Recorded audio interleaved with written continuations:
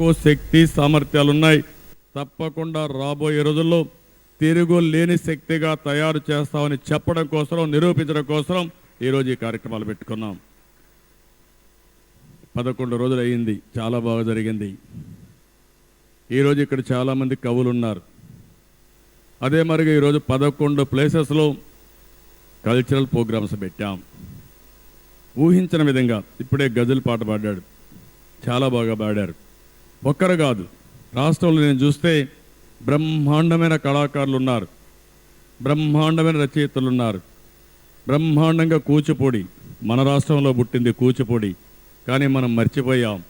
మళ్ళీ కూచిపూడికి పూర్వ వైభవం తీసుకురావడం కోసం 100 కోట్ల రూపాయలు శాంక్షన్ చేసి కూచిపూడిని ఒక బ్రహ్మాండమైనటువంటి కళాక్షేత్రంగా తయారు చేయడం కోసం ఈరోజు మనం ముందుకు పోయే పరిస్థితికి వచ్చాం. నేను ఒకటే ఆలోచిస్తున్నాను, అభివృద్ధి ఒక భాగం. అభివృద్ధి ఒక భాగం అయితే దాన్ని అభివృద్ధిని చేస్తూనే మన కళలు, మన సాంప్రదాయాలు, మన సంస్కృతి, మన చరిత్ర ఇవన్నీ కూడా కాపాడుకోవాల్సిన అవసరం ఉంది.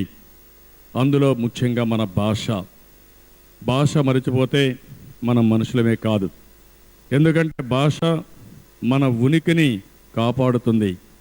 అందరం ఒకటే మనుషులం, కానీ మనం పలాని వ్యక్తులను తెలిసేది భారతీయులు అన్నప్పుడు ఇక్కడ ఉండే భాష మాట్లాడుకోవడం, భారతీయుల్లో వీళ్ళు తెలుగు వాళ్ళు అనుకున్నప్పుడు తెలుగు మాట్లాడడం. మీరు ప్రపంచంలో ఎక్కడికి పోయినా మీరు ఒకసారి చూస్తే తెలుగు మాట్లాడితేనే మనకు ఒక గుర్తింపు వస్తుంది, ఒక గౌరవం ఉంటుంది, మన వాళ్ళతో మమేకం అవుతాం, మన అనే అభిమానం పెరిగే అవకాశం వస్తుంది. మనుషుల్ని కలిపేది భాష, మన చరిత్రని గౌరవించేది భాష. మన ఉనికిని కాపాడుకుంటూనే ముందుకు పోవడం కోసం ఇంగ్లీష్ అవసరం. Hindi national language. ఇంగ్లీష్ ఎందుకంటే నేను చాలాసార్లు చెప్పాను, ఇంగ్లీష్ ఒకసారి మీరు ఆలోచిస్తే ఆంధ్రప్రదేశ్కి ఒక పెద్ద స్ట్రెంగ్త్ ఉంది, ఇండియాకు కూడా స్ట్రెంగ్త్ ఉంది.